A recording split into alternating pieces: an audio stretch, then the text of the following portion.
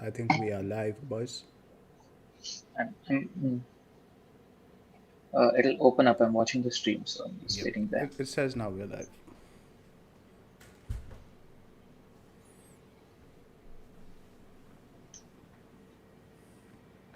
Yep, we are live.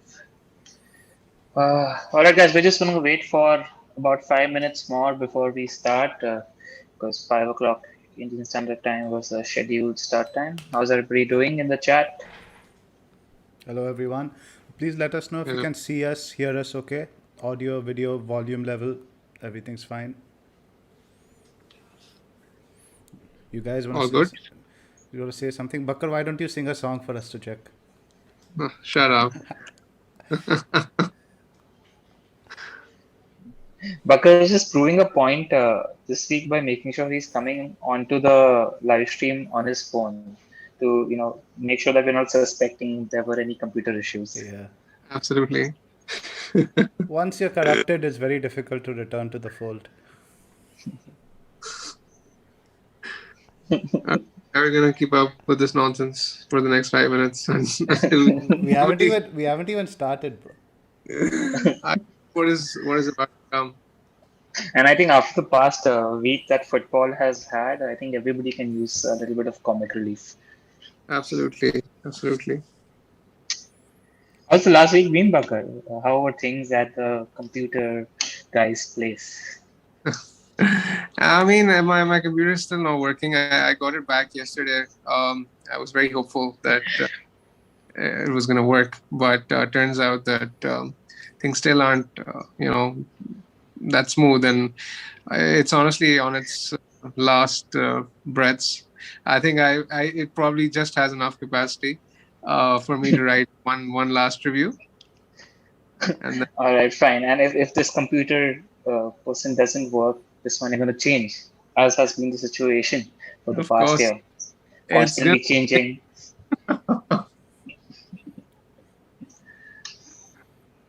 How many people do we have now in the chat? We've got about 100. And somebody wants Bakar to sing an SRK song. Somebody wants Bakar to sing the Wood song. Bakar, you're popular, man. So popular. Something from Strings, I think you can do, Bakar. Why not? No, not really. I mean, Strings are way too sort of they're far back in the day. I mean, you must be young back then. I don't think I was even born.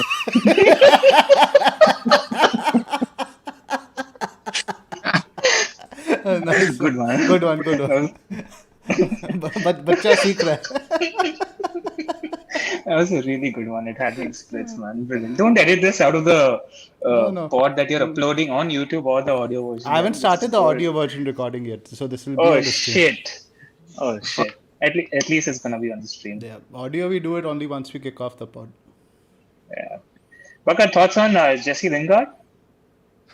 What can I say? I mean, I give in. He's a good option. His numbers are decent, and I mean, he's going to take penalties that someone else was supposed to take, but they tend to get substituted 2 minutes before the actual penalty takes place. And what can I do about it?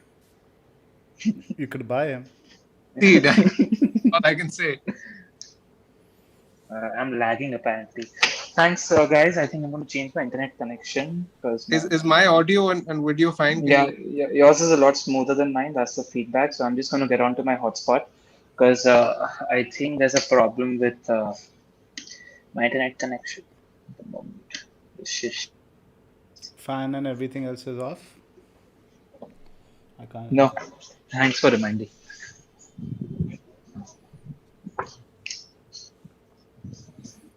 And what can I do about it? All right. Bakar, Zoph, can you see me on the Zoom? We can see yeah. And it appears quite smooth. Okay, good, because I've changed. Still have 2 minutes, so we're okay.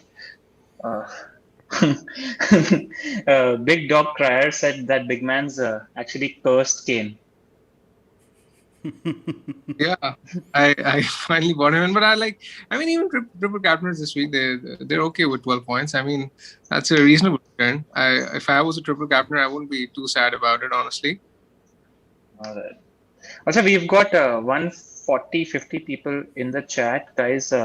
Please make sure that you guys are hitting the like button and hitting the subscribe button. We're about 20 subscribers away from 11,000 subscribers. So yeah, get those numbers up. Hit the like and the subscribe button, guys. Right. So I think all the audio videos, everything is okay. I think we can look to start another couple of minutes. Yeah, a couple of minutes, I think. We're at 140 in the chat as Yeah. well. 150 now. Yep. So yeah. Joseph is like every time he sees BigManBakar's face, he can't get that image out of the head. Bakar, do you have the live stream chat open in front of you? Yeah. I have it on. Yeah, it's working. Nice. Yeah. Nice. Keep I mean, monitoring it, Azuka. I blame Zoff for that. Of course, there's only one man who I blame. I mean, that image wasn't going to be brought to the attention of the world had it not been for Zoff. So I blame Zoff for screwing me over once again, like he usually does. Always does. All right, guys, it's 5. You want to begin? Let's go ahead. Yeah, let's start. Cool. All right. Kicking off in 3, 2. Hit the record button. Good morning, afternoon, and evening, everyone. Welcome to the 30th episode of the FPL Wire, powered by DreamSetGo. We are recording ahead of Gameweek 33. I'm your host, Zophar, and it's been an eventful week. A lot has happened over the last 48, 72 hours about the European Super League and whatnot, and we're going to talk about it a little bit at the beginning of the pod. Not much, since it's pretty much done and dusted now. But let's introduce the big man to talk about it. BigManBakar. Go for it, bro. What do you think of the Super League? Thanks for having me, Zoff. I'm glad the drama is finally over. It's been an eventful couple of days, actually. I in fact I tweeted on Saturday, that this game week is already feeling like an international break, and I kind of jinxed it, given the drama which was to follow in the upcoming days. I mean, imagine Mourinho getting sacked and that basically being a backstory for the majority of the game week. That was extremely surprising, but I'm glad that stuff, Super League stuff, is done with. Like almost everyone else, I did not agree with the idea. Needless to say, it was meant to be an absolute farce, and I'm glad the dust has settled. Zophar, what did you make of what happened? What went down in the past couple of days? I don't know. Initially, when it happened, it just seemed a little bit surreal that, in the midst of this pandemic and everything going on, it sort of felt almost like the football apocalypse. Everything just seemed to be collapsing all around. But I was quite skeptical, and I messaged both of you guys very early on that I don't see this thing getting off the ground, purely because it wasn't based on a proper meritocracy system.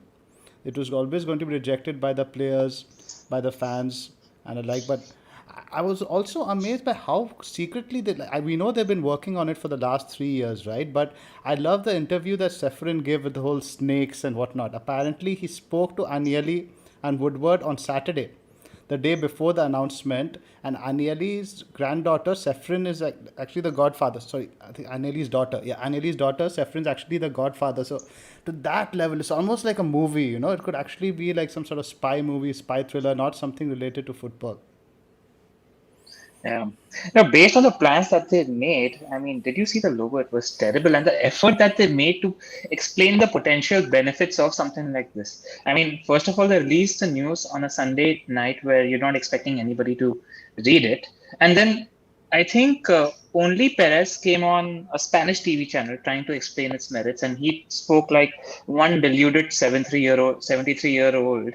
What do you, I mean, there's none of the other owners or the CEOs spoke about the merits of what ESL was. There were no arguments in favor. I mean, the push for it to work, there was nobody talking on behalf of the ESL. It was just a sly under the radar. Oh yeah, we're just going to sit here trying to change the fabric of football and how it works, and we're going to convert this into a whole franchise system, and we're basically going to play in short football so that our pockets are constantly filling with your money. But hey, we're not going to talk about it upfront. We're going to explain the benefits because we know it's wrong. I mean, that's what And I was actually proud to be a United fan because Neville upfront spoke about it. I think that sort of drove the whole thing against the ESL, and it makes me happy that he did that. And I was a little disappointed after Klopp's press conference. I think he could have gone in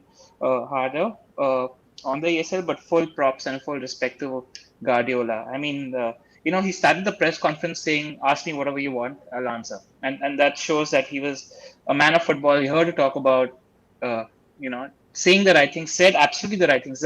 What I liked about Pep's press conference the most is that he didn't. Say that okay, the ESL is wrong and all that. He didn't just say that. He said that UEFA and FIFA are no angels here. They're not the right guys here. So we need to continuously start constantly have this conversation again and again and again until the right things happen in football.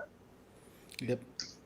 Totally. I had a big rant about it on Twitter, and I really said all I want to over there. It was just, I'm amazing how deluded they were to think that this idea could just pass so easily. Either the people at the top are out of touch, or they're not consulting the right PR people, the right agencies. The execution of it was just appalling from the start. It needed I a mean, face, it needed a figurehead. It had nothing of that sort. yeah, I mean, I wonder how it would have looked like had they had some sort of competition based criteria to run it, because I mean the whole thing was it was so anti competition that I was appalled to see that how self interest can rule over this game. Honestly, it made no sense to me. And who are Arsenal and Spurs to think that they have a God given right to just join the Super League? I mean, it makes no sense to me. That Joe on our WhatsApp group, he was actually spot on with his explanation. He was like, "There's a formula that works, and just because that formula works, these owners have deluded ideas of how far it can go." It was really, really delusional in terms of how what perception. I mean, these are billionaires, and not to correctly assess the situation. At first I thought, Zoph and me were talking. We were talking that this could probably just be. Posturing from their end, a power play. But it doesn't look to me like that. I think they genuinely believed that something like this, they could go the whole stretch. And Ed's resignation sort of gave me that hint as well.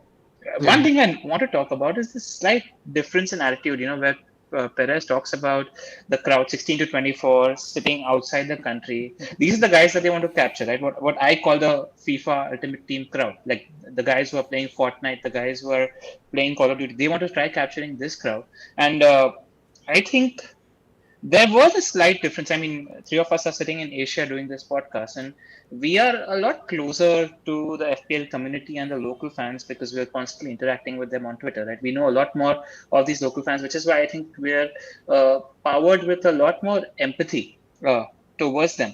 A lot of my other friends, who are basically the circle of friends, are all these fans from these big clubs, right? Because those are the clubs that they support and watch. And I'm not talking about guys who are just getting into football. I'm talking about people who've been watching football for 20, 25 odd years. But these guys are not around the local guys that we are interacting with on Twitter. And they weren't as aggressively against this idea compared to probably us. Yeah. Yep. It's not That's just something the I want to existing talk about. system also. Anything else you want to add? I just wanted to add the existing system obviously is not a meritocracy itself, right? The champions of Scotland have to go through a qualifier where the fourth place in England gets it. So the existing system obviously needs work, and I think what this has done in general, it has diminished the power of these clubs now a lot going forward. The negotiation position, we actually might see a spread now to the mid-tier clubs now. The influence of these guys is definitely going to fall now as a result of this. So it's only a good thing, I think, in the end. Getting back to FPL, how was your game week, LR? 1 second. My mic doesn't seem to be working at the moment. So can you just take sure. this one? I'm going to try to fix that in the meantime. Let me ask Bakar, how was I your can game take week? this. I had 62 points this game week, which is equivalent of the top 10k average I have in Acho remaining. So it was pretty standard, nothing too special. I didn't have Lingard, which was probably a thing which went wrong. Other than that, Kane, captain, Son. The double Chelsea clean sheet really helped because I had Rudiger and Alonso. So that went well, but otherwise it was basically a game week to forget. It was a bit of a nothing game week, nothing special. It wasn't too bad, it wasn't too good. So I'll just move on as soon as I can. How about yourself? Something similar, 61 points, and I think that's pretty much the top K average bang on. I think it's like 60 or 62, something like that. This template, front seven, Rudiger, Shaw, Diaz, Martinez. Nothing very different. But what really screwed me over was a red card to Ben White. Now I'm down to 10. No, not even 10. I think I'm down now to 8 players for the next Yeah, game week. that's highly unfortunate. Right? A very similar thing happened with the Nat Phillips this week. I bought him in for a hit, and the next thing I know is that he has a hamstring problem. Right. But I'm hopeful that Phillips could be back still. Go ahead, Ella. Can you guys hear me? Fine? No? We could hear you even early. I don't know, but you should check with the chat. We could hear you just fine. Alright, it's probably someone just spamming the chat, but it's all sorted Yeah, now. that's something that I've seen happen a lot before. People say mic not working as a prank, so you have to watch out for that. Alright. Yeah. My week was good. I finally had a good game week in FPL, which seems like the last time that happened was in game week 5. This is the second highest game week rank I've had all season. Put the triple captaincy chip on Kane. It worked out well. Could have been a lot better, but I'm not complaining with around the 200k game week rank. Got lucky as well because Cancelo was in my team and Rudiger was on my bench, so he didn't play. So Rudiger's 7 points also came. Scored 75 -4, and I still have Madison and Ian Archer to go. So happy with that, and also happy that I've been talking about and backing a certain Mason Greenwood for the past month or so, and he's doing the business. So happy about that as well. Great. Shall we kick off with the main operative section of the pod then? Let's just do our sponsor bits first. Quick word about our sponsors. DreamSetGo is a global portal for fans to gain access to sporting events around the world. Accommodation, flight tickets, hospitality, stadium visits, everything can be tailored exactly to your requirements. They also do celebrity experiences, which include masterclasses with your favorite sports celebrity or something as simple as birthday shoutouts. You can find links to the products in the description below. The FPL Wire is a part of the Fantasy Scout Network, and all stats used in this podcast are taken from the FFS members area. Please sign up if you haven't already. Also, a big thank you to OneFootball for sponsoring today's stream of the FPL Wire. It's available on both Android and iOS, and it's completely free to download. So click on the link in the description below. You can follow news about your favorite teams as well as general news about the top 5 leagues. It also has a lot of stats about every game, including those that are relevant to us as fantasy managers. Stats like shots in the box, shots on target, and loads of other stats. The best thing about it is also has some short video clips where you can check out some of the best goals and even manager and player interview snippets. Download now. Click on the link below. Now, if you guys don't already know, we've also started an FPL Wire League. We obviously haven't announced the winner for this week because the game week's not over. But the next game week is right around the corner. We have a Friday deadline in case you guys haven't forgotten. The winner in game week 3, game week 33, he wins a shout out from Jatin Sapru. He's a famous TV presenter in the Indian TV sports community, and he's interviewed many cricketing legends across the globe. The week after, the winner is going to get a video message from the star cricket bowler Jaydev Unadkat. Now, also, if you guys don't already know, we started a Patreon, and in case you want to just support the work we do out here, you can support us by subscribing to the Patreon at patreon.com/the FPL Wire. We put a lot of time and effort into this thing, and we're just looking to grow in this channel more and more. We're obviously going to be here next year as well. So it's the equivalent of buying each of us a beer a month, and that's about it. Shout out to our newest Patreons from the Jimmy Tire. We have 3 signups this week. We have Glenn Hardy, Himanshu Gupta, and Mr. Holland.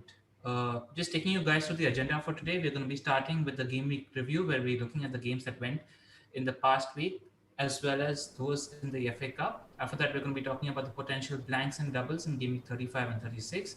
We're going to be talking about the mid-price midfielders. I think a lot of discussion is going around Greenwood, Lingard, Jota, Madison. We're going to be talking about what to do with Kane and Son. And after that, you have our standard fare. We have our hot fixtures, our captains, our own teams, followed by a live Q&A section with people in the chat. So we'll start with the game week review. So why don't you kick us off? Right, first game, Everton-Spurs. Spurs were awful. Everton weren't much better, I thought, to be honest. I think pretty much Spurs scored of the 2 mistakes that Everton made, didn't really create much. Yeah. What do you guys think? There's nothing bad. I mean, Stigetson's finishes were sublime. I mean, the second goal was really good. James looked okay from an field point of view, was decent with his chances created. Son was pretty much invisible all game. He had like a a slight chance to score from an awkward angle, which was saved by Pickford. Other than that, there's not much to add. I mean, Kane capitalized into defensive errors, and that was basically it. There's not much to add. Anything to think from Everton now? Everton are going to have the double coming now in 35. What did you make of Everton's performance in attack and defense?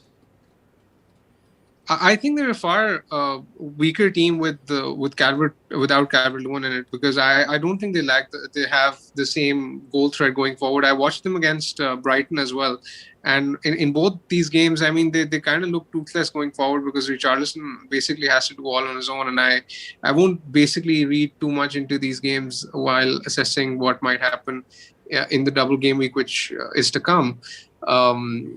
I mean, they're supposed to play West Ham and Villa, which away from home, which are tough fixtures on paper, even though the defensive stats of both the teams have dropped off. So, I mean, if you have Calvert-Lewin, you can keep him, but I won't be actively looking to buy Calvert-Lewin right now, if that's what you're trying to ask.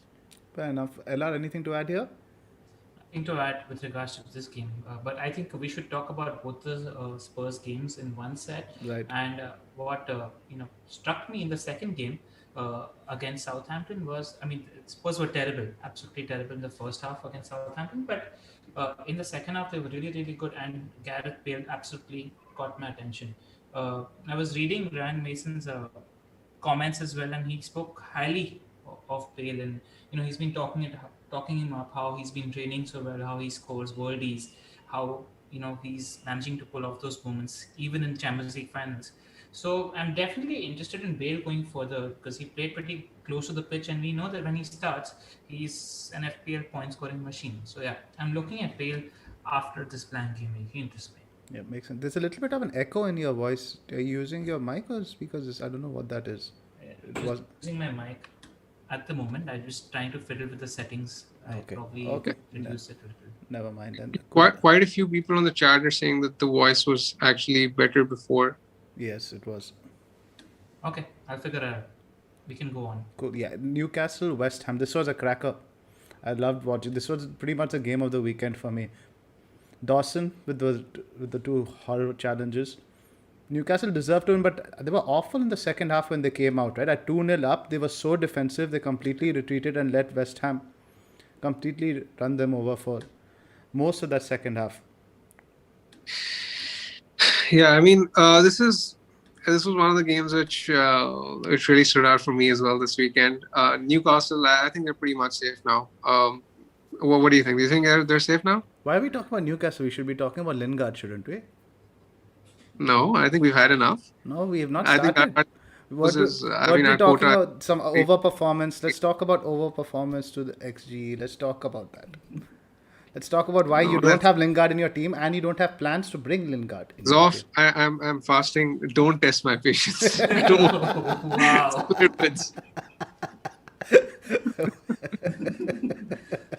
All right. I think I need to, act as an intermediary here, and I'll say this on Bakar's behalf. Lingard's points were totally jammy. That penalty was a little bit jammy. That's the fun of it. He almost didn't score that penalty as well. So, yeah, that's the only thing I want to mention. I mean, also worth mentioning that West Ham's defensive numbers continue to be poor. The defensive performances continue to be poor. So that's something that's worrying. But the top four races heated up, and how everybody who's in the race for fourth dropped points. Liverpool dropped points, Chelsea dropped points, West Ham dropped points. So it makes it interesting from an FPL point of view, because these teams don't have an option but to field their best team. So yeah, that's the only thing I want to add. Well, yeah, United are pretty safe, so I think United, in fact, can afford to rotate a little bit now. It was a big result for United. I was hoping they'd also drop points. Yeah, I was actually hoping. I'm an eternal optimist. So I was actually quite encouraged by Villa scoring the goal in the first minute. So that was fun as long as it lasted. But yeah, I don't think Solskjaer is going to rest any of our players though, because I think he's going for as many points as possible on the league table. I don't think he's going to rest. Right. Yes. Yeah, I agree with that. I can't see it happening either. Fair enough. Let's talk about before that Wolves Sheffield United. I didn't watch this game, but I think Sheffield had just one good chance, which fell to Enda Stevens. Not much. And yeah. Yeah, I mean, I saw bits and pieces of this game. There's nothing much that stood out. I mean, it was basically as we expected it to be. It panned out that way. The only thing which I'll say is that Wolves' numbers, over the past 4 to 5 games have really improved, and I can perhaps see even more clean sheets in the coming weeks, given how well they're doing defensively. I don't own any of their assets at the moment, but I mean, wildcarders who picked Saiz and Cody, they're looking good. Do you think the In the ship has last, possibly sailed with the Wolves' defense, or do you think there's more clean Yeah, sheets to come in the I next don't five think to I'd be six weeks? buying one right now, but I mean, well played to the wildcarders who own them, basically. LR, you were saying something?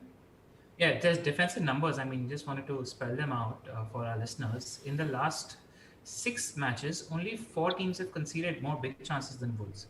So the defensive numbers, underlines are looking good. I just wanted to add that. Absolutely, and I think in terms of goal threat, also I think I was having a look at the stats. Saiz has the highest expected goal involvement. I think second, he's probably second. I think Trent is first, something like that.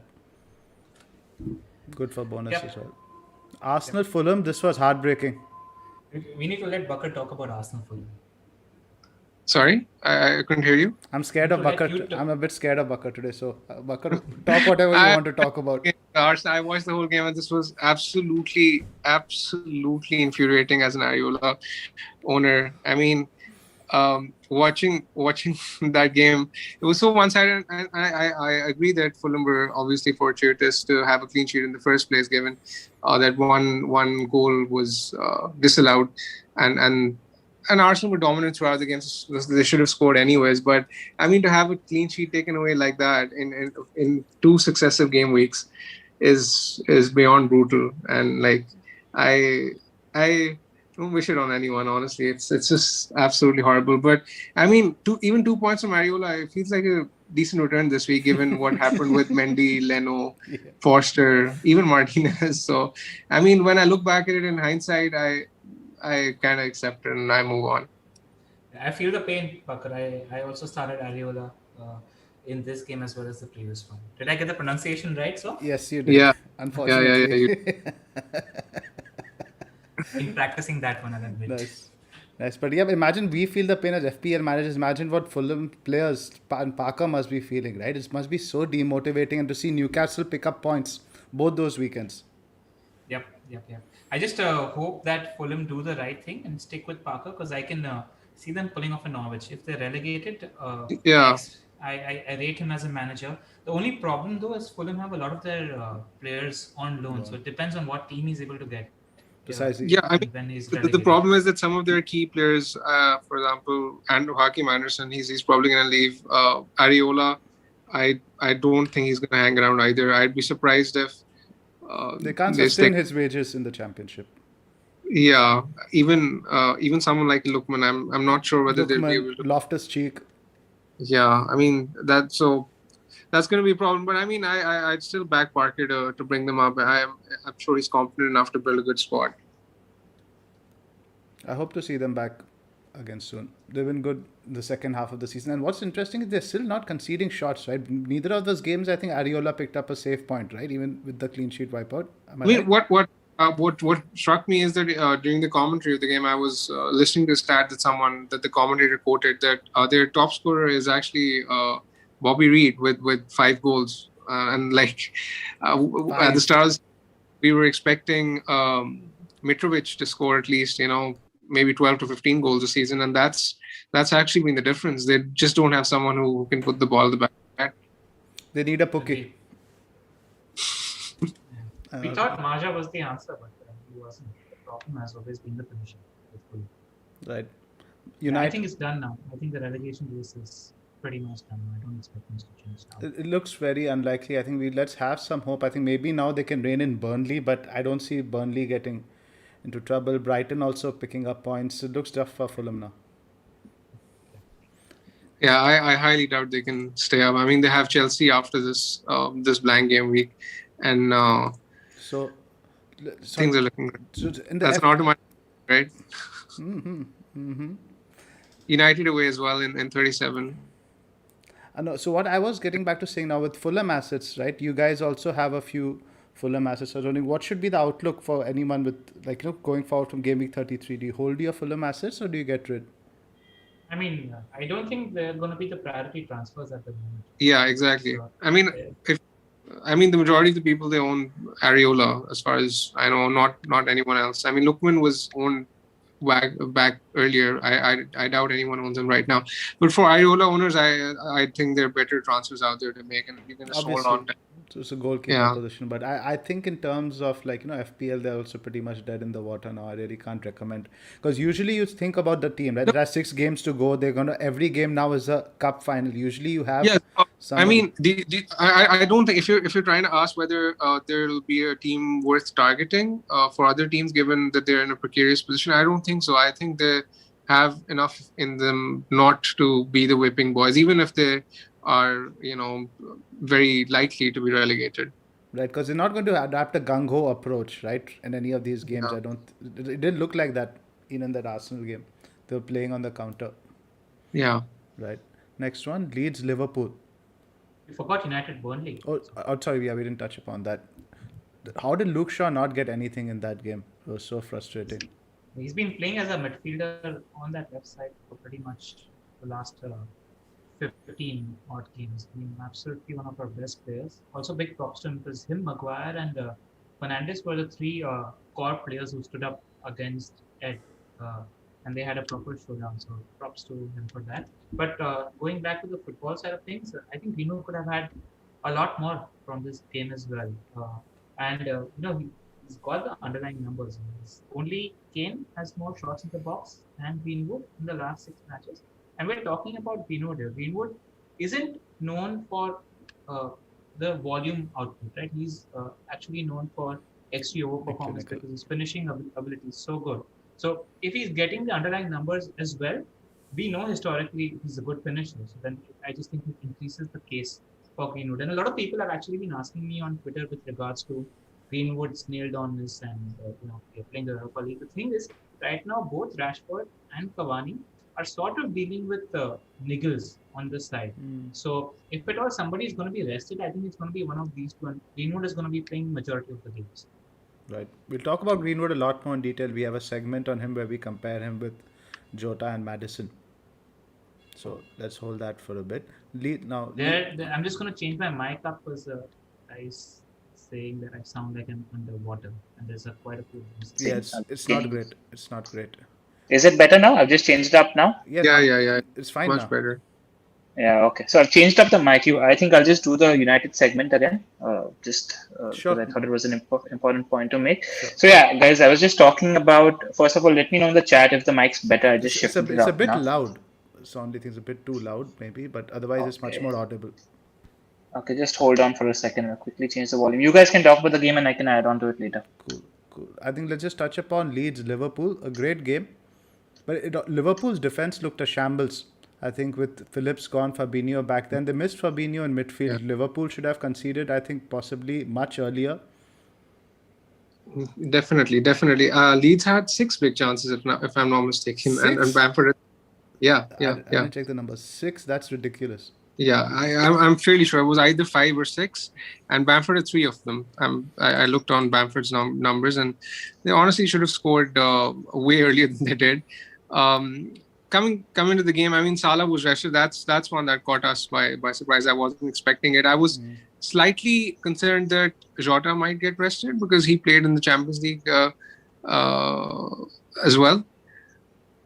Right. But I mean, he was unlucky not to come out of the game with any sort of returns because he had a good chance to score. And I mean, from the FPL point of view, that the implications are simple. If you don't have Trent, you get Trent, because I mean he's going on a bit of a ridiculous run, and I think with the fixtures he has to come to follow, Southampton, Burnley, Newcastle, Crystal Palace, West Brom.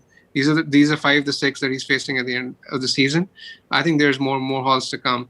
And since Game Week 26, I was looking at the numbers. He's second for big chances created and first for chances created. All positions? Among all players in the league. So I don't own him myself at the moment, but I think it's a priority transfer. I just think there's way too much upside to ignore when it comes to Trent. Even without the clean sheets?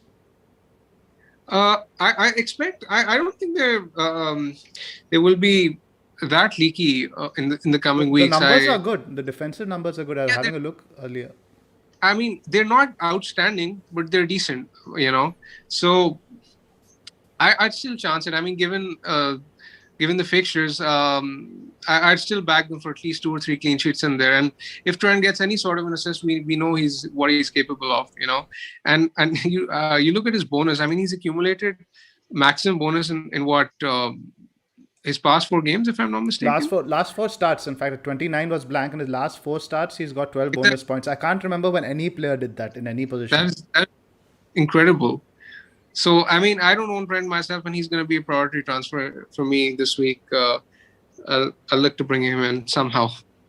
So, talking about the underlying numbers, they're the ranked 6th best in the league for shots in the box conceded and 7th best in the league for big chances conceded in the last 6 matches. So it's not looking that bad. And in the last 6, only United have shipped fewer goals than Liverpool. So just wanted to add that. Yeah, Alisson coming back to form is key. Alisson made a couple of nice saves in that Leeds game.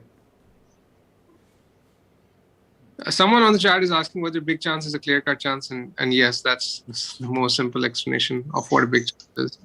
It's something that Opta defines as a good opportunity for a player to score, to put it simply. But you have to keep it in mind, it is subjective. It is something what Opta determines to be a big chance. It's not determined by an XG something. A situation in which a player is expected to score. Right. So LR, we have you back now with your mic. Do you want Can we just...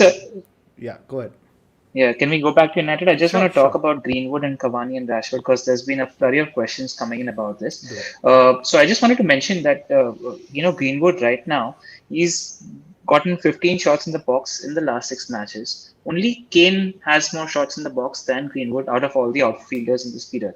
Now, when we're talking about Greenwood isn't a volume guy generally. Last season, if you remember, when he was going on that hot run, it was all about XG over performance because he's naturally such a good finisher.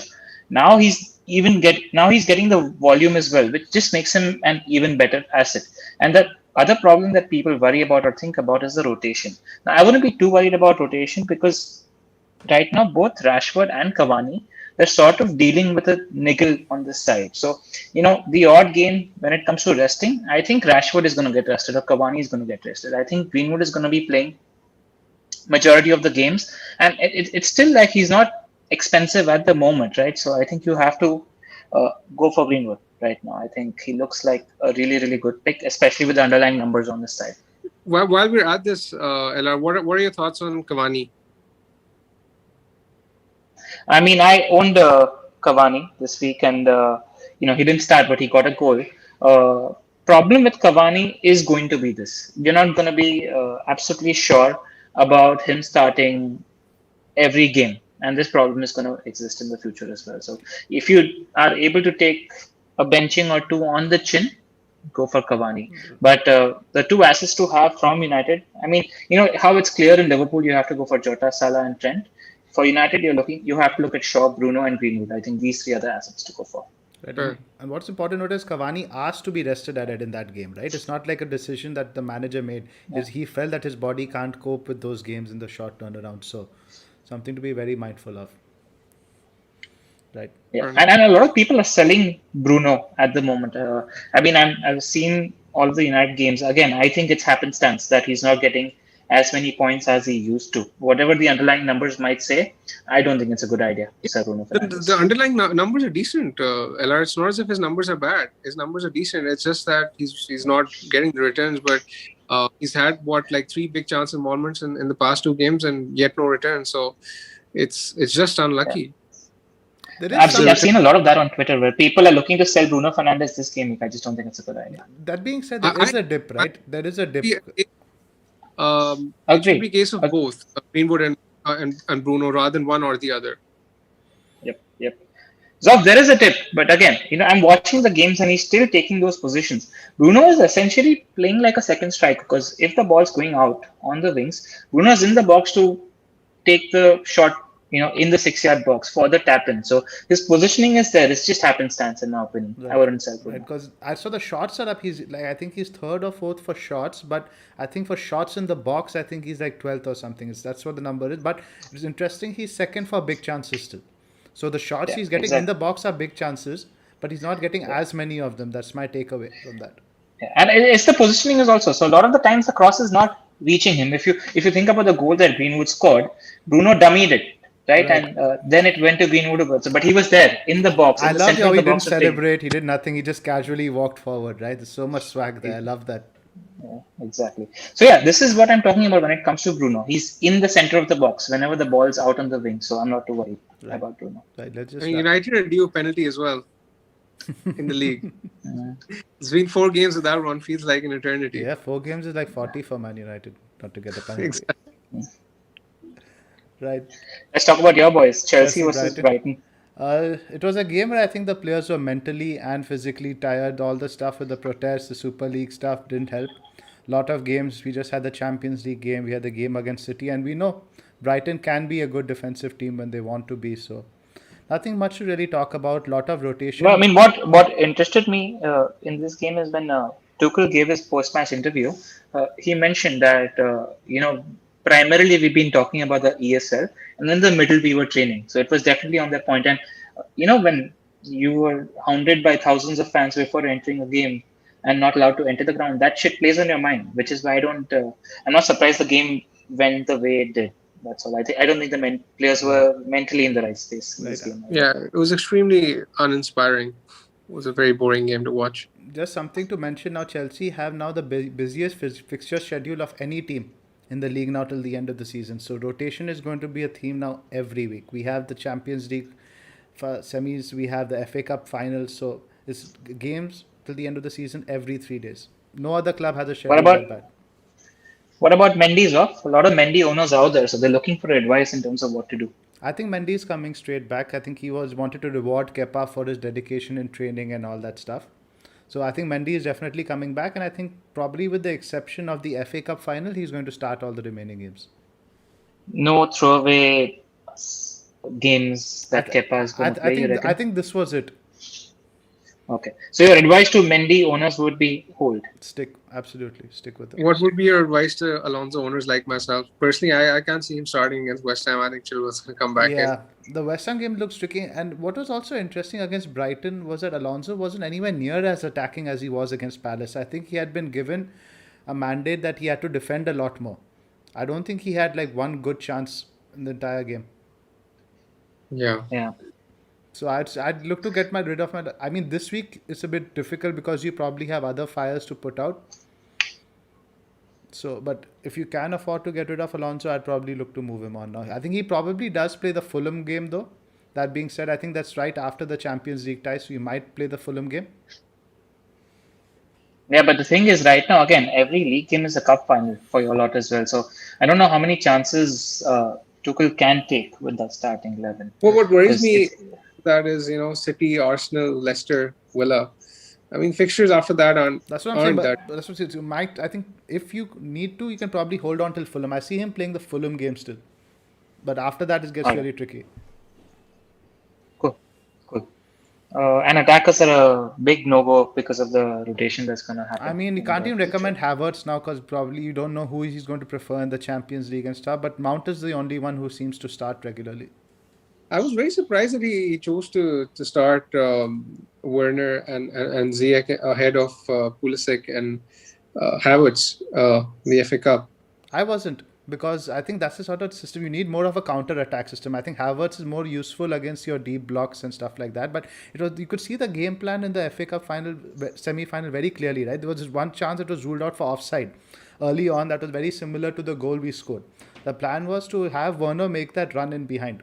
That was a very clear strategy we used. And the problem also is I think that would have been Pulisic's third start in like a week, which is always a bit dodgy for him.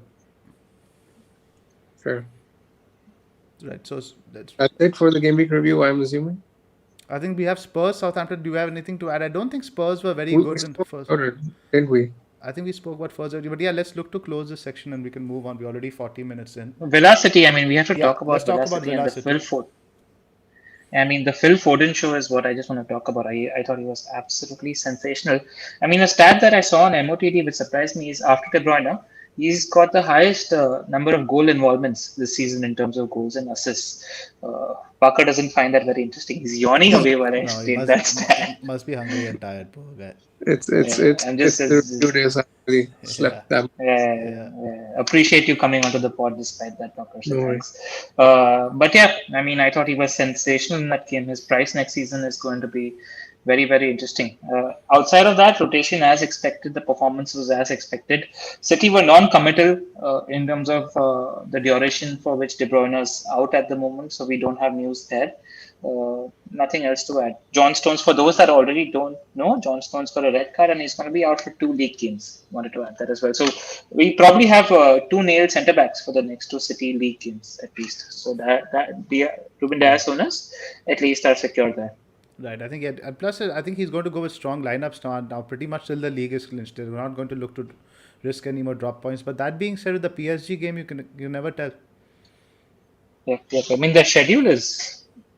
I mean, I can totally picture the likes of Mendy and Zinchenko and the B team playing in that Crystal Palace game But then after that, they because should it's it's points. it's sandwiched between on before that they play PSG and they play the cup final, and after that they're playing PSG again and they're playing Chelsea. I Right. mean, it's sandwiched between four incredibly tough games. So that We game I don't think you can count on. we haven't had any conclusive news on De Bruyne, right? We don't really know if He the time expects frame is him back out. for the Champions League first, like Pep said, I think yesterday or today. I'm just wondering whether he rests Gundogan again in the game against Palace, because I think that's a very high possibility. He might have to, because like you said, and the problem is a turnaround also, right? The PSG game is a Wednesday, Tuesday turnaround. It's a 6-day thing. The problem with Gundogan is that his stats have dropped off anyways. So Right. I mean, Even against Villa, I didn't see him making the same threatening runs. I think exactly. I was going to bring that up. He wasn't making the same runs, and I mean his stats have dropped quite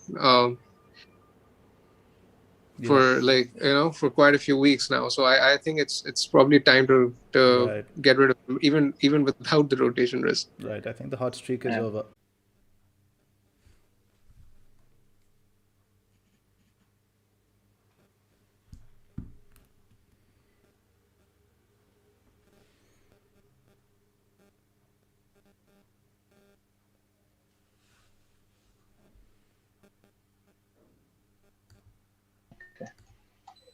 I think I'm back. Can you guys hear and see me? Yep. You're on the stream as well live, but Bakar and okay, we're all back. We're good to go. Are we all back? Not bad. Yeah, we're all back. All back. Okay. Finally. Let me just hit 1 record second. again. I'd stopped record on the pod, so once we're going, I'm just going to start record on the audio version again. Yeah. I'm also going to be posting on Twitter that the stream is back. So Yeah, we can clean it up a little later. yeah. Bakar also retweet. Yeah. So say. Power goes way too often.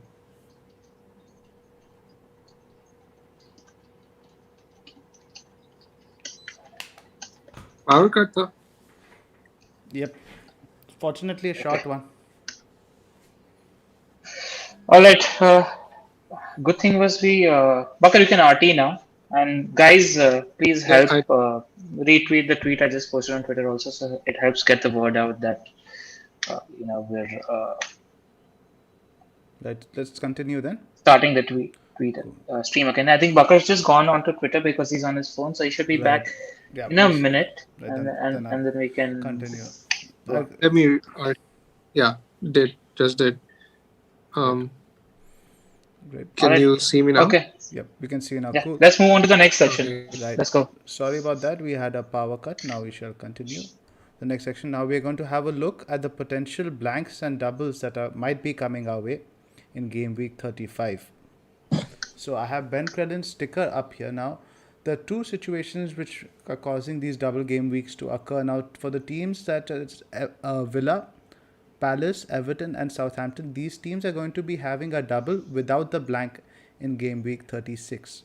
So the reason why these doubles are happening, if you guys don't already know, is because the Premier League is trying to have fans in for all the clubs for the last 2 games of the season. So each team will have at least one home game with fans. So the problem is due to the fixtures being moved around, this is going to now game week 36 is going to conflict with the FA Cup final. So the teams which are in the FA Cup final, they're going to have a blank in 36 and most likely a double in 35. So as you see on the screen over here, those teams which have a double and blank are Arsenal, Chelsea, Leicester and Man United. 4 teams which we all have quite a few players from. So what do you guys think about this? What's your plan? I mean, So a couple of things. yeah. Go on, Bakar. Yeah, I you want can continue. something. Go on. So a couple of things that come to my head. First of all, I want to mention that Ben did mention on his Twitter that there are 70% chances of something like this happening. So it's a little speculative. Just keep that in mind, but it's good to be prepared for the future. It does look very likely that Villa, Palace, Everton, and Southampton will have a double in 35 without having a blank in the future. Out of those teams, the only one that remotely interests me, given the fixtures, is Everton because they have Villa in 34 and the double game week in 35 against West Ham and Villa away isn't too bad either. But if I was prioritizing transfers right now, I'd take a shot and focus transfers on Leicester and United, who have a good fixture in 33 and probably a double in 35, and they have a good run until the end of the season as well as motivation anyway. So that's where I'd focus my transfers. There's nothing else I'd make out of this at the moment. Yeah, I have nothing too much to add to this other than the fact that I'd be prioritizing United as well because their fixtures in 33, 35, and even beyond that, they have Fulham in 37 and Wolves in 38. So their fixtures till the end of the season are decent. And out of the teams which are not blanking in game week 36, Everton stands out to me as well because Everton have Villa at home in 34. Then in game week 36, they have Sheffield at home. So their double, which is West Ham away, Villa away, even though they are like okayish games on paper, fixtures either side are really good. So I mean, that doesn't look that bad. Other than that, I won't be focusing on anyone. I mean, a lot of managers have Watkins and Martinez from Villa. They can just hold on to it, but I won't be actively looking to buy either if I didn't own. Also, a big question that people are asking is, there's a big debate in terms of who do you get in this week, Jota or Greenwood. Now, the fact that Greenwood could have an extra game in 35 kind of makes me lean towards Greenwood. The statistics, we'll discuss that in the next section, are pretty close. But the fact that he could have a double in 35 makes me lean towards Greenwood at the moment. For me, the problem is, right, and I think I mentioned it before, the fact that they have a blank right after makes me think this is almost sort of a false double game week, right? The problem is now you're going to load up on players with Man United. You probably have Iheanacho in there already from Leicester. You probably have maybe an Arsenal defender. You probably have a Chelsea defender as well. Now, they're going to have a blank right away in 36. So, is it really a double? Ultimately, that all the teams are having, bar the 4 teams that have the fixture without the blank. But is it really a double for the other guys? Yeah, I completely agree. This is why it's someone with a free hit has a far better chance of manipulating this than someone like us who don't have their free hits at their disposal. But I mean, I have a free hit, Bakar. Right. Yeah. LR, you do. I completely forgot. As far as Jota is concerned, the only thing that would worry me is the security of starts, and I don't think that's going to be a problem with Greenwood personally. Fixtures, I personally prefer Liverpool's fixtures over United's. Liverpool have Newcastle at home, Southampton at home in 33, 35, then West Brom away 36, and there can be quite a few goals in this. So it's extremely close. I mean, if you're confident that Jota is going to keep on playing, then I'd actually get Jota over Greenwood. But if you're not, then Greenwood is the man. So that's a good point because you look at Liverpool's fixtures. You have Southampton and West Brom, and United's is Villa, Leicester, blank. So I think the fixtures are better for Liverpool. In that sense, I don't think it's that clear-cut a decision. So what this has really changed my thinking a lot. It's actually causing me to change my strategy, and I'll give you an example why. Right. So my initial plan was this week I would be selling Diaz and Cancelo for Trent and Saiss. Now, what this makes me realize is whoever I bring in as the second defender in that side, I'm going to have to now play him in 36. There's no way he's going to be on my bench, right? Because I'm going to have other players from United, Leicester, Chelsea, etc. So now I've started looking at whoever I bring in this week has to have a good fixture in 36 as well. Now the problem is... you're looking at the squad. You have to now look at the squad, because every guy you bring in now in 33, you have to keep in mind that you need to be as a decent fixture in 36 as well. So someone like Saiz, for example, he has Spurs away. Yep. Now, maybe under Mourinho, I would say maybe a clean sheet, but under Mason, you expect them to attack a bit more. It feels like a 1-1 sort of thing. You don't really see a clean sheet there for Saiz. Yeah. And now another thing that makes it tricky now, let's say 35, I think Chelsea was supposed to have Man City. I was planning to bench Rudiger that week and play Saiz, because Saiz had Brighton. Now I'm going to play Rudiger because of the double regardless. So, this is where the strategy aspect now, I think this is more of a curveball in that aspect. I think managing the blank has now become a bit more tricky than loading up on the doubles.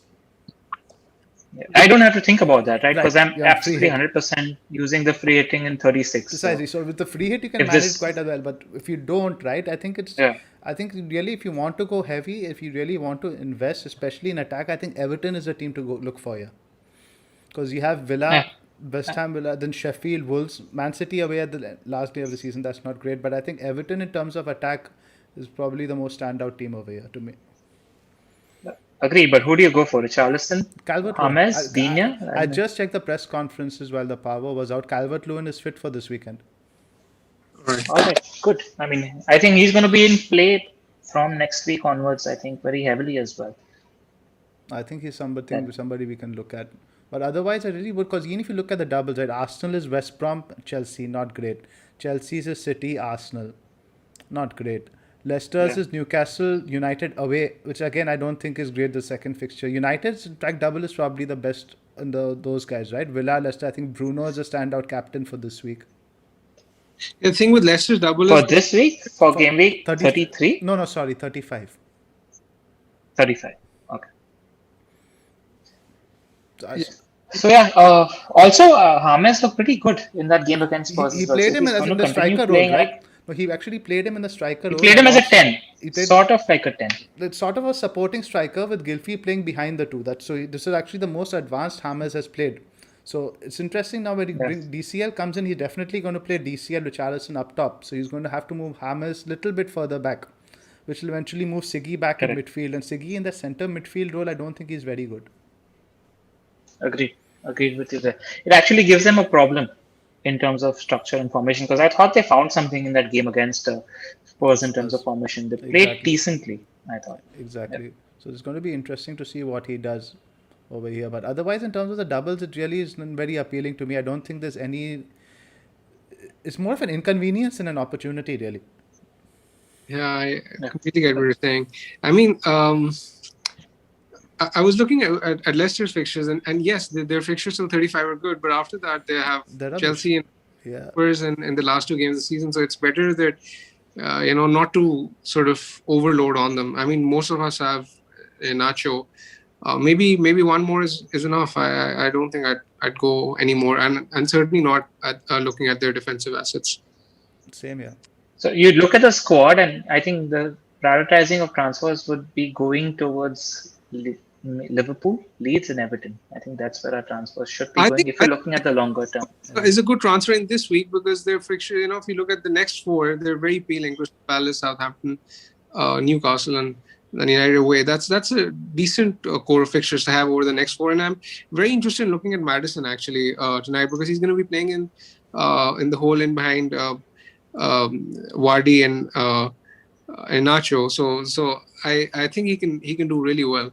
He's got a point to prove us. I'm hoping he scores some points. Yeah, I've got him in my team, so I'm hoping he does well. I think he will do well. It'll be nice to see Maddison in there besides Perez, right? It adds so much, another dimension to the team completely.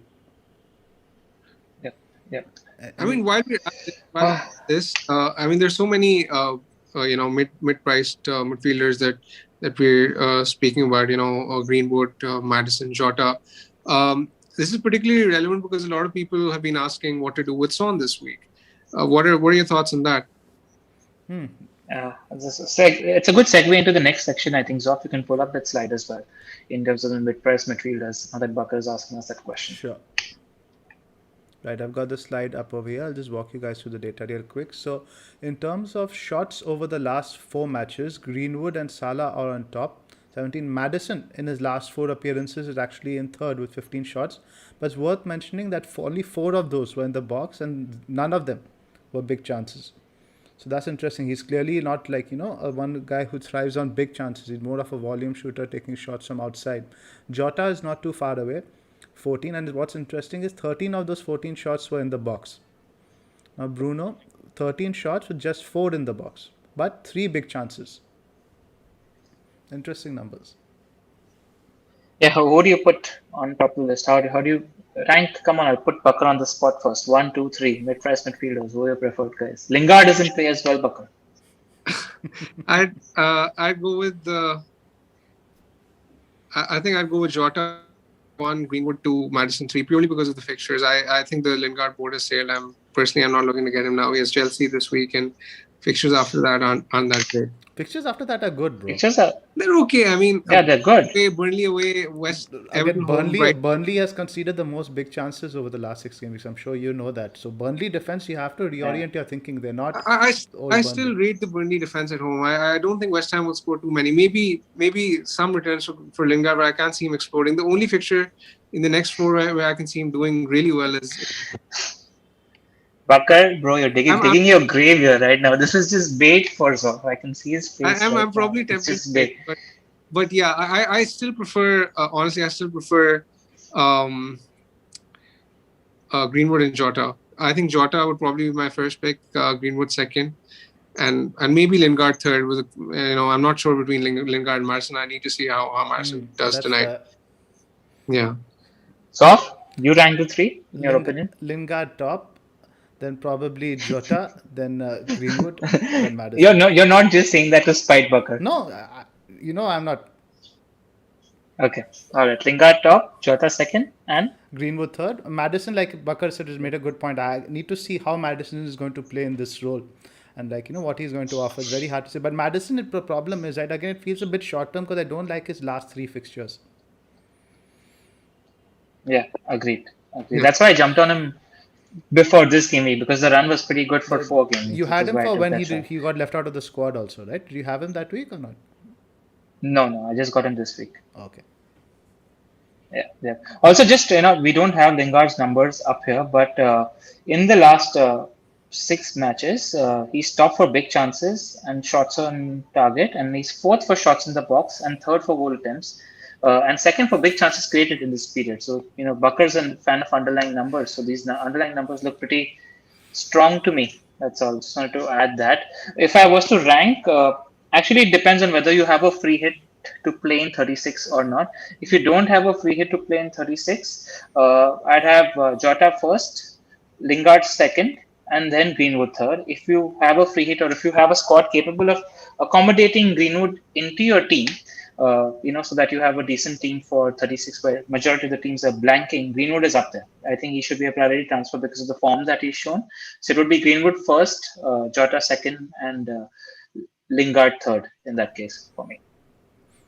That's interesting because Lingard, I'm the only one guy who's keeping Lingard on top. I see Jota is pretty much common for all of us. I think Jota is pretty much above Greenwood, right? I think from all our comparisons, what we've heard. No. For me, Greenwood is above Jota if your squad can accommodate him. I think he's playing really well. The underlyings are there, and he's a great finisher. So yeah. That's interesting. Even with the minutes, that means you're very convinced about his minutes. Yeah, I'm not worried. Fair enough. I've been saying that actually for the past few weeks. I'm not worried. I'm always going to keep playing it. A lot of people in the chat are slating me for being biased. And you're not being biased. You're being stubborn. There's a difference. You're not biased. Why will you be biased towards West Ham? You're being stubborn. No. It's okay, Bakar. I think you should hold your ground. It's fine. Don't worry. I just like to clarify that I know and I'm aware of the fact that his numbers are actually good, and not for a second am I saying that am I bringing over performance into this or something. His numbers are actually very good over the past 4-6 games. I'm aware of that. It's just that I see more upside in Jota and Greenwood over the next few fixtures. Are you sure it's just not a case of thinking that I've missed the boat? No, not really. Yeah, that's fair. As long as you feel that you're ahead of the curve, and a lot of people, they don't get players because they feel they mix the boat. But a lot of times you just end up getting left further and further behind. No, it's not that. It's not why I'm choosing not to bring him in this week. Fair enough. All right, let's move on to the next question. The on the next, agenda, and that's what to do with the Spurs assets. right. So I'll just pull up the fixture list now. I just want to mention Spurs fixtures. Right after this blank, they have Sheffield United, Leeds, Wolves, Villa, and Leicester. Good fixtures. Good fixtures, and I mean, the intent for them is to play attacking football.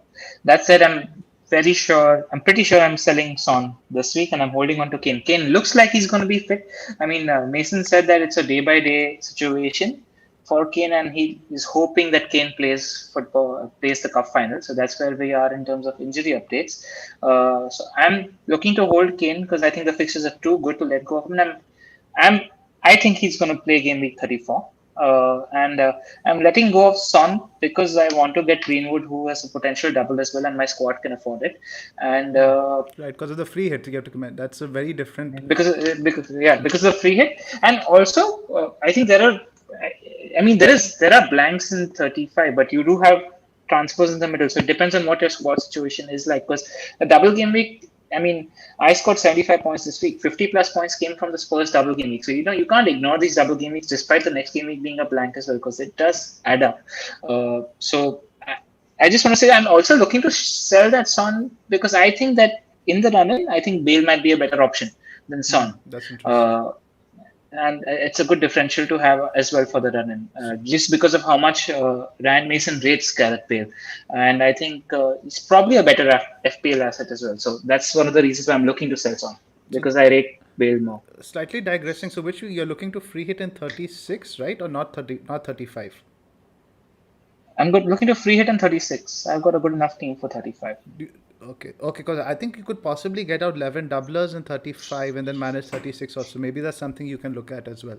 That's what I'm just looking at. Yeah, I mean, yeah, but then why should I look at that? I have a free hit, not like it's going to be more useful in Correct, but you 37 might or be able to 38. attack the 35 game week, get like 11 doublers, which most people cannot do, right? Because most people will be wary about doubling up on teams like Chelsea, Leicester, etc. because of the blank the next week. So something for you to think about. Maybe you can get 11 doublers in this week and you can cover 36, with 11 players. You still have, I think you can still have the squad depth to field 11. Fair enough. Good shot. I'll look into those numbers. Something. The only thing is that three teams that have a good fixture this week and where we're looking to prioritize our transfers are United, Leicester, and Liverpool. Right now, the thing is, two of these teams have a double game week, potential double game week, and game week 35 as well. So that's a part of the strategy. Fair enough. Yeah, something we need to look at a bit closer. Something that just struck me also as well. Something we can probably discuss closer once we get confirmation of the stuff. But getting back to Spurs now, Bale's comments were very encouraging post game. He mentioned that we are a team that should be getting closer to the goal. We should be attacking more and all that stuff. So I think obviously Mason's philosophy, whatever it is, wasn't really implemented yesterday. It was too early. And even in the second half, I don't think they were particularly good. It was most Southampton just letting them play. Southampton were probably a bit tired from the game on Sunday. They completely backed off. So, but at the same time, you can't really tell Spurs attack without Kane. Prior to this, without Kane, they had no attack. At least yesterday, they had some attack, right? Agreed. In the second half only. The first half they were non-existent. But like you said, had more goals in the first half. Right, but I think we should hold on to both Kane and Son. I see personally no reason to because we've spoken about it so much. The goal involvement. I just feel Spurs will score goals over the next the last 5 weeks because as you support a club. Look at it from my point of view. So I'm just talking. From your sense, it makes sense, right? Because of the free hit. No, even outside of the free hit, if you're looking at the next 3 game weeks, and let's assume that there's a double game week going to go on in 35. Son is not playing in 33. And over 34 and 35, he's playing 2 games. Now, if you get somebody like a Maddison or a Greenwood who potentially has a game week in double game week in 35, it's 4 games versus 2. So it's quite a drastic difference, right? So that's also something that should be considered. That's all. No, I get that point. What you're making also. Yeah. So the free hit is a completely different strategy altogether, right? You have to put that aside. It depends on your squad. But if you're able to field 11 in 36, then you need to weigh 2 versus 4 games as well. I think that's a decision to talk about. Because the reason what I was saying was we both support clubs that had Jose Mourinho as a manager, right? Correct. You can literally Correct. put the Dulux dog in charge after Jose leaves, and you're still going to get the new manager bounce, because just the relief that comes from Jose Yeah. leaving, because things get so bad. So literally, just Jose leaving is going to get you that new manager bounce. Agreed. Agreed. And just to clarify, let's spell it out. All three of us are in favor of keeping Kane irrespective, right? Yeah. Without a shadow of a doubt. All right. Good. Anything worth adding? I think we've covered So everything. Bakar, you haven't given your views on Sun yet. What do you think about Sun keep? Yeah. So for me, as much as I'd like to keep Son for game week 30, 34, I'll probably have to sell him this week. And I noticed this is the case with a lot of managers who don't own Salah or Trent. Personally, I don't own Trent, and I think I need to generate cash, and I'm not willing to sell Kane, Fernandez, or Salah. So the only route I can have to Trent is through Son, which is why I think he'll have to go for me. Out of the four, I think he's the least essential to own. So he's just a way of generating cash, and I'll try and improve the rest of my squad. And I hope that the compromise I make by selling Son can be made up by the improvements I make in the rest of the team. So you're prioritizing Trent over Sun, basically, which is a valid Yes. strategy. Yeah. Yeah.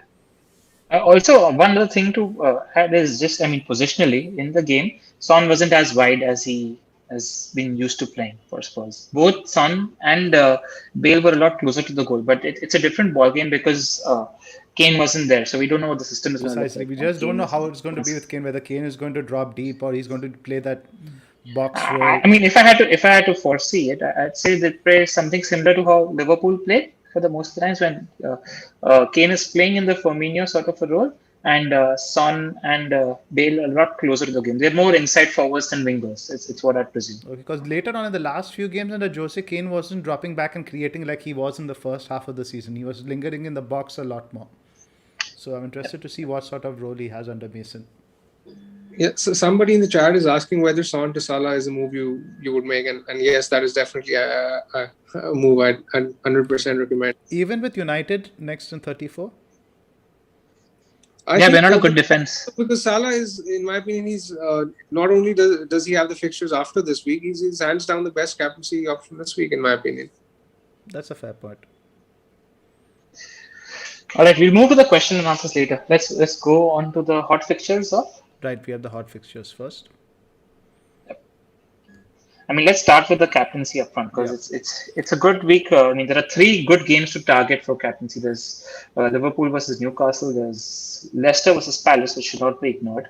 And then there is Leeds versus United. So, Zoph, I'll throw this to you first. Where are you looking at for captaincy? I won't be surprised with your answer. Pretty sure.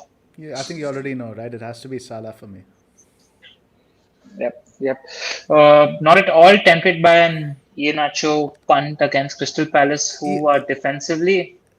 Iheanacho, no. I am actually tempted a bit by Bruno, though, because I was having a look at his stats in terms of Leeds. Now we're talking about them becoming a bit tighter and all that stuff, but no team has conceded more shots or shots on target over the last 6 game weeks than Leeds. In terms of big chances conceded is probably where the difference is, right? Big chances, they've cut down a lot, but I don't know. The United having a whole midweek off and everything, I do think Bruno could do well as well in this fixture. It's between those two for me. I don't think Iheanacho comes into consideration. It's worth noting that the Leeds game is at Ellen Road, because the pitch is also something that's come into play, which is, if it was United at home, I'd be a lot more bullish about captaining Bruno or Greenwood. I think Greenwood is a great punt for the captaincy armband this week as well. But for me, it's Salah number one, and if you're looking to punt, I actually really like Iheanacho as a pick, because just looking at some statistics as well, in the last 6 matches, on average, Crystal Palace concede 3 big chances a game.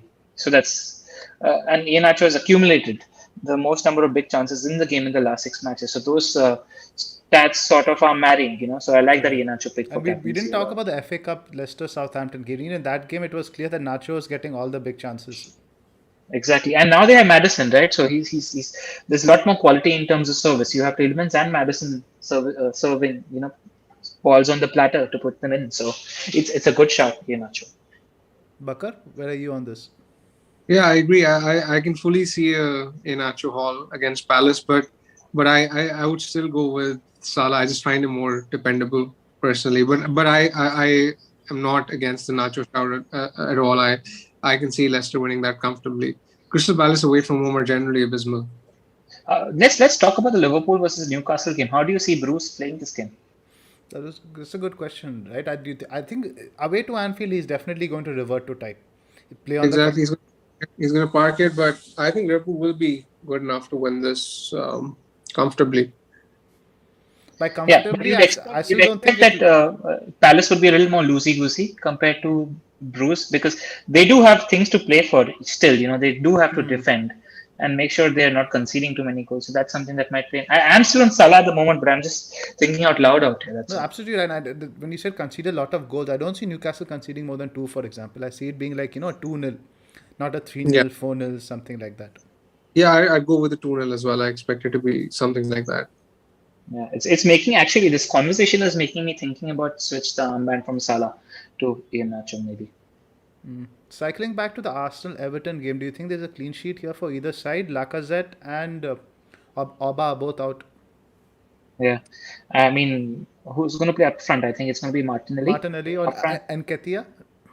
Yeah, I don't know. I don't know how to call this game. I think actually Everton might have too much for Arsenal in this game. Because I'm thinking And of buying Keane. That's why I'm asking you. Is Keane instead of Size with the whole doubles and all that thing coming up? Yeah, Zoph, Everton have a good fixture in 36. Is that why you're doing this? Precisely. Good fixture in 36, 37, 33 is not great, but then 35, if I might want to play him, but Yeah, Sheffield United home in 36 and then Wolves in 37. Yeah. that's why. Okay, fair enough. That's a good transfer. I'm sure Arsenal will score though. That's what I think. Somehow or the other, Everton just seem to concede one goal all the time. Yeah, I expect it to be perhaps 1-1 or 2-1 to Arsenal. And this is right after when is the Europa League game? The Europa League game is right after this, right? Yeah. So right. This is tomorrow night on Friday. Yeah, this is a Friday night game, correct? Yeah. Fair enough. So yeah, I don't think West Ham Chelsea. This is a big game. I think for FPL and for top four. I think Moyes will go quite defensive in this one. I agree. I think he'll be quite conscious of the number of goals they've conceded, right? I mean, but this falls into how Moyes wants Chelsea to play as well. They want Chelsea to have majority of the control. They want Chelsea to have majority of the possession because they'll just look to counter. They struggled a bit against Newcastle at the top because I mentioned that they don't like to keep possession. They like to counter, and Newcastle didn't offer them space in the counter in that game. Obviously, they had brain farts in the second half of the game, but just because Moyes is going to be defensive, it doesn't mean that their threat on the counter is going to be minimal, because they like playing that sort of football. But Chelsea are built to stop attacks on the counter with the way we work. Correct. Basically, two players. The five at the front, five at the back. So Correct. The way we work, this has a feeling of a 0-0 or a 1-0 to me. Yeah, very important game as well. So both teams will not give away too much because whoever is winning this game is in the driver's seat for that fourth spot. Because I think I'm expecting Leicester to win tonight and maybe secure third spot. So now there is only one position to play for between. And Liverpool are going to be playing before us, so we'll know the Liverpool Exactly. result in hand. We got big pressure on both these teams. Exactly. Just Sheffield Brighton, nothing much to talk about there. I don't really think. I'm hoping Brewster plays. I'm forced to field Brewster. Yeah. This is what it's come to. Now Wolves Burnley. Do you guys see a clean sheet here for either? Do you see a Wolves clean sheet? I don't think so. I think Burnley are kind of still misread in the FPL community as a defensive team, and particularly ever since they've over the past few months, I've noticed that they're more attacking away from home, particularly. I think Wolves will concede in this game. I don't think they'll concede. I think 3 at the back, the defensive underlying numbers are good. Very good. Boys fit again. I'm expecting it to be a 1-0 sort of template game where they do nothing in the first half and they score 1 goal in the second. 1-0, because Wolves like to this whole physical thing. They can deal with it. The whole physical style of play. I don't think they have a problem with it like many sides do. Right. I'd go with the ball. We're going to, from next season on, we'll get the tracking done on these scores. We're too late on in the season now. Next season, we'll do that. Yeah, absolutely. That's a lot of fun. But I want you guys to send your predictions in beforehand, though, Or else you'll accuse me of copying you. as is the case. Leeds Burnley now. Sorry, Leeds United. What did you make of Leeds' defensive setup against Liverpool? They weren't as nowhere near as defensive as they were against City. They actually Nope, not at all. Back to man marking, and there was lots of space for Liverpool to take advantage of. So yeah, not as defensive. That said, uh, I don't expect it to be a runaway game like how we were in the home tie. I'm expecting 2-1 either side this game. I'm not confident about United's chances either. interesting. Yeah, I agree with that. I Yeah. think 2-1, probably 2-1 to United. I won't be surprised if Leeds wins. Yeah. This game is actually the best for Rashford, who's not the best long-term asset when it comes to United attackers. If I had to pinpoint one person who might do well from an attacking standpoint for United in this game, it'd be Rashford.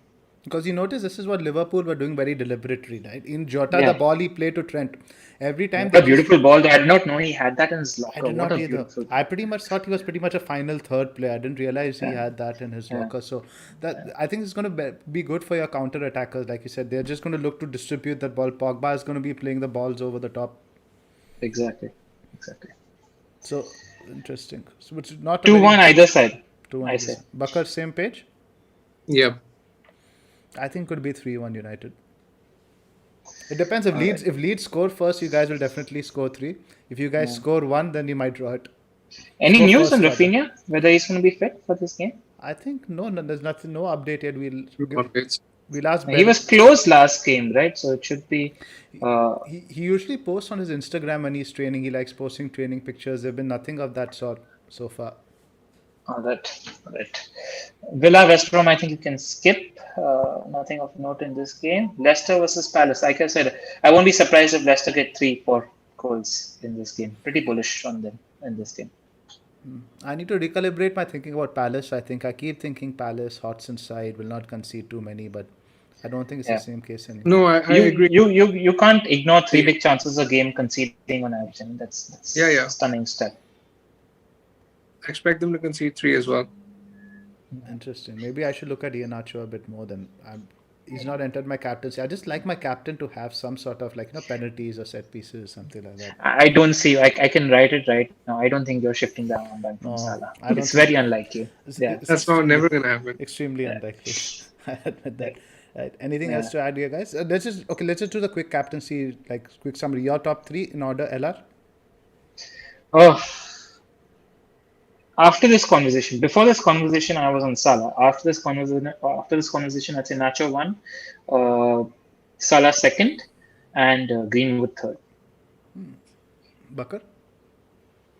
Salah, Nacho, Bruno. Interesting. All 3 of us different. For me, it's Salah, Bruno, Nacho.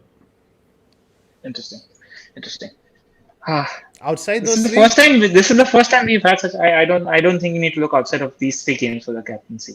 Anybody from if you want to take a punt on Vardy, go ahead and do that. If you want to take a punt on a couple of the United attackers, if you want to take a punt on Jota, do that. But don't look outside of these 3 games. I don't think Trent is a bad shout either.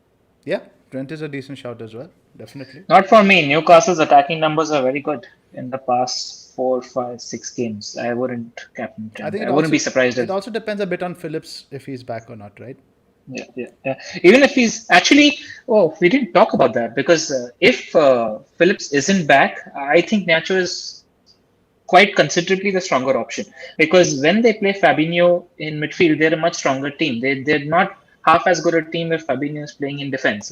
So I think that's also a factor to look out for because if Phillips is injured, then I think I think Nacho is making an even stronger case for captaincy. Yeah, that's something to look out for sure. Right, let's do our teams real quick, then we'll move on to the Q&A. LR, you're up first.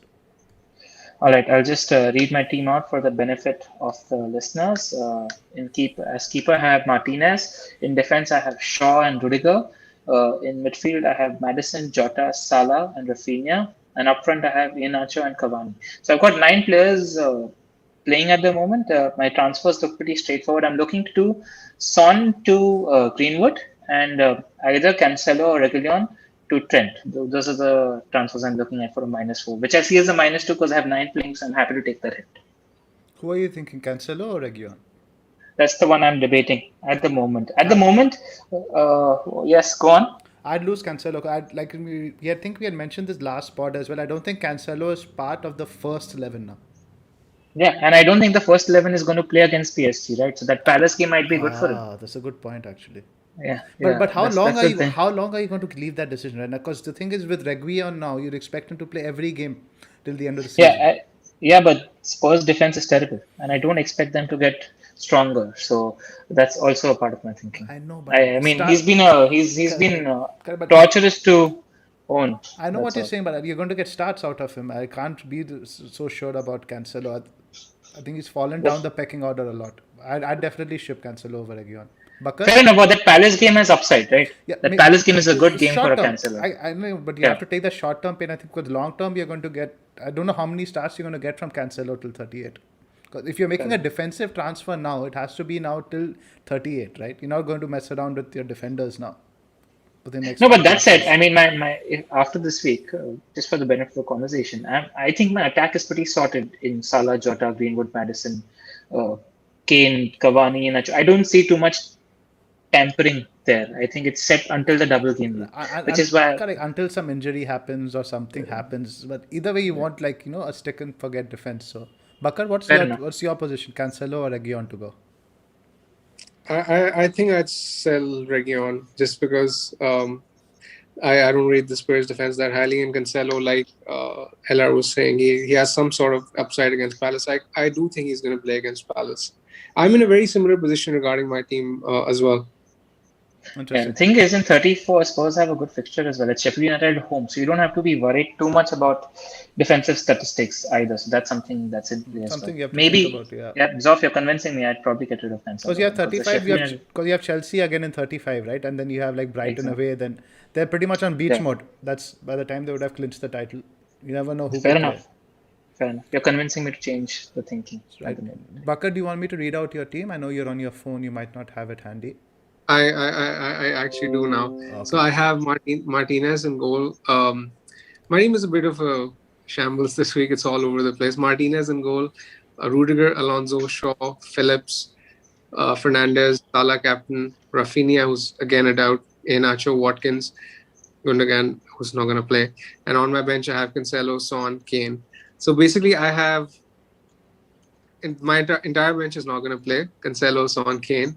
In my team, I have Rafinha, Phillips, Gundogan, and Alonso. So I am almost certain that I will be taking at least a 4-point hit this week to sort this mess out. I'm hoping at least one of Rafinha and Phillips can be fine, so that I can at least be able to roll out 11 with a 4-point hit. I think you can. I think most likely you can probably target Gundogan out maybe. What I'm thinking, Gundogan definitely out. What I was thinking was perhaps Son, Gundogan, and Cancelo or Alonso out. You have two free transfers or one? I have one. Okay, so and you tell me again, what were you thinking? I'm thinking something along the lines of Son out, Gundogan out, and one of Cancelo or Alonso out, and to bring in Trent in place of either Cancelo, Alonso, and for Son and Gundogan, I can just bring in Jota, Greenwood, or even Lingard, or someone cheaper if I can't afford. He just said even Lingard. But that's not something you can expect me to say. We bullied him into Sorry about that, Bakar. Yeah, I think those moves look good because I think they set you up for the next 3-4 weeks really well. So it's not something that you're taking a hit only for this week. You have these players probably till the end of the season. So I don't mind that negative hit.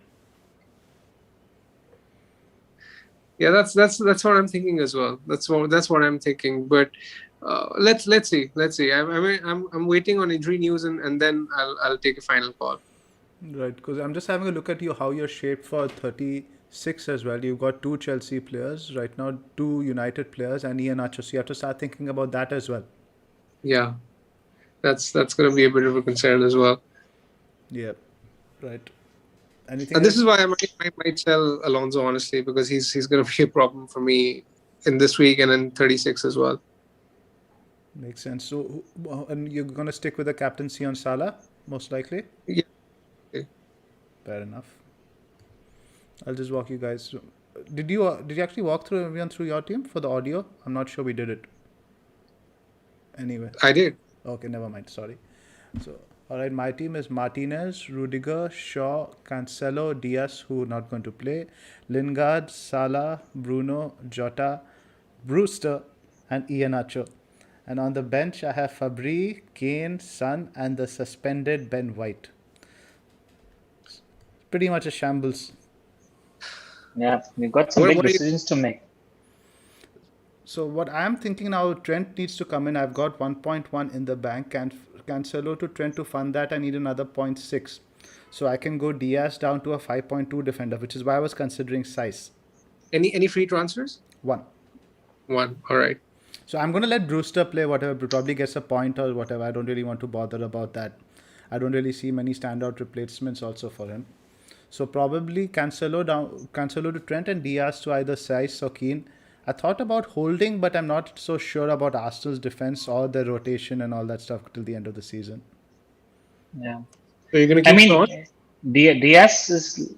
You think Diaz is going to play Palace? I think he will play Palace, but then there's no other route for me to get Trent in without selling any of the other attackers. So Trent is top Son. priority. Now Son is going nowhere. Son is going over. You're sticking your to your guns there. Absolutely. And Son is probably I'd probably be sell Lingard before Son. That's how I highly enough. rate Son's prospects over the next 5. And there's nothing I can really do about Ben White either, right? Where are you going to go with 4.4? There's no way I can really raise cash from that position. Fair enough. I think your direction is fine. You just need to get another second defender that fits in the 36 and 35. I think I might just go with Saiss anyway and hope he gets a goal in a set piece against Tottenham. Tottenham are terrible at defending set pieces. Fair enough. Good shot. If I do come across any other defenders, I'll definitely hit you up with Definitely do, suggestions. please. Right. Anything else, guys, or should we close and move on to the Q&A? Yeah, we can move on to the Q&A. Before we move on to the Q&A, there's 500 of you guys watching. Make sure you're hitting the like and subscribe button, please, guys. Also, just wanted to mention, what do you guys think? You think Aguero is going to play Palace at home? I'm thinking about the fixtures round. If he's fit, because he was very close to, he's close to fitness for the cup final. Do you think he plays the Crystal Palace home at? There is going to be one Aguero haul before the end of the season. I want to catch it. Do you think he plays at Palace home game? I think see, the thing is, until they clinch the league now, I don't think they'll mess around with Aguero. Exactly. I agree with that. I was just gonna say that. I need to save that dream for later because it's perfect for him. And Palace is exactly the kind of game Aguero likes. It's not like Leeds where he has to run around. They're going to concede possession, and Aguero is going to get his chances. So Yeah, maybe. but I think once they clinch the league, you're going to see probably Aguero flogged as long as he's fit. But I think not now. Pep means business. All right. Cool. We just had a super chat question that we missed out while we were doing the poll. So I want to bring that up first. 1 second. Where was it? So this question. Also, guys, you can hit us with the questions. This question is from Todd Kirsch. Thank you so much for the super chat. He still has a wild card and so can get Kane back in if he's fit. If he wants to sell Cancelo and Kane to buy Trent and don't know what forward, he has Bamford, Vitra, and so on. He's got a wild card, so he can get Kane in later. What do you recommend? He wants to get in Trent for Cancelo and he wants to know who to get in for Kane to fund it, correct? Yeah. He's got Bamford, Vitra, and Son. So I think how much would we need for Cancelo to Trent? Probably Vardy? Yeah, but he doesn't have Iheanacho, right? So Get Iheanacho. Iheanacho. Yeah. Yeah, do Cancelo to Trent and Kane to Iheanacho and then get Kane back. Don't make sure you're not missing the Kane bus later. Exactly. Get Kane back. Probably Iheanacho makes more sense because then maybe he can do Bamford to Kane. I'm not sure if the money would work out. Yeah. He's got a wild card later, right? So he's going to change everything. He's going to change everything. Yeah. I got his point. Yeah, fair enough. Yeah. All right. Drew Mehta is asking, should Son to Bale be considered? In my opinion, yes. I quite like the... I think Bale's going to be a standout differential in the final. It's a luxury transfer though, right? It's a luxury transfer though. Yeah, It's a luxury transfer. I won't do it personally. Same. Yep.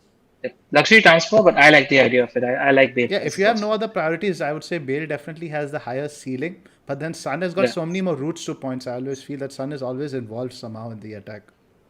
Agreed. Uh, it's just the whole. I saw Gianni's tweet and he spoke about how Pogba. Pogba, who was cited when Mourinho was there at the club, and how he flourished as an asset. Once Mourinho left, I think Bale's also waiting to show what he's capable of. That's why I just like the idea of Bale for the women. That's all. If I was picking today, I'd probably be buying Bale over Son, but as a transfer, I'm not sure I'd do that. All right. Uh, what else do we have? FPL Mihir, our admin, is asking who to bench amongst Masuaku, Dallas, and Aspi.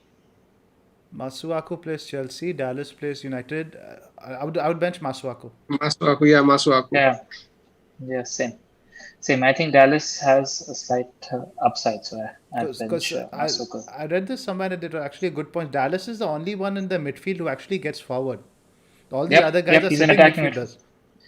In fact, Bielsa mentioned in his presser a couple of weeks ago that he likes him for that role over Click because he showed that he could do more in that role, being an attacking sort of a midfielder. I won't even be surprised if Dallas is classed as a midfielder next. I think he will be. He has to be.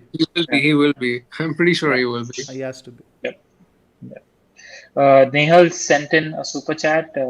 Bruno slash Son to Greenwood and Saka to Lingard. Yeah, I like. Which one though? I'm not sure. Bruno or Son? To sell, you can't sell Bruno this week. You have to sell Son. True. Yeah. And what was the other move? Saka to Lingard. Saka to, yeah.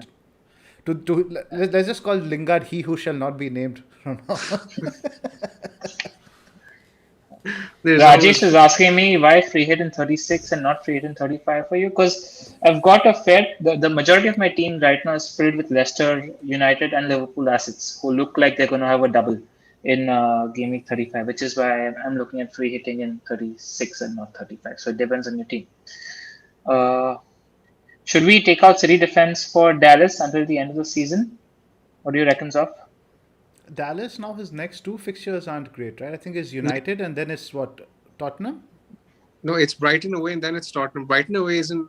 I don't think Leeds will keep a clean sheet away to Brighton. I don't think so. I think Brighton know how to set up to beat Leeds. I think the last game when they did play Leeds, they didn't give him even a sniff. So I think Potter set them up really well that game. So I don't like Dallas for the next three in particular, but you have to keep in mind he's basically an attacker. Yep. Nandkishore asks you, Zophar, a good Chelsea attacking option for the possible double game week. Mount. Yeah, I don't think one exists at the moment. Nobody else you can really expect to start both games. All right. Thoughts on Callum Wilson? I think his good fixtures are in the last 2 or 3 game weeks. I don't think you look at him before that. We need to see him. And he's still not fully fit. So wait to hear about his fitness.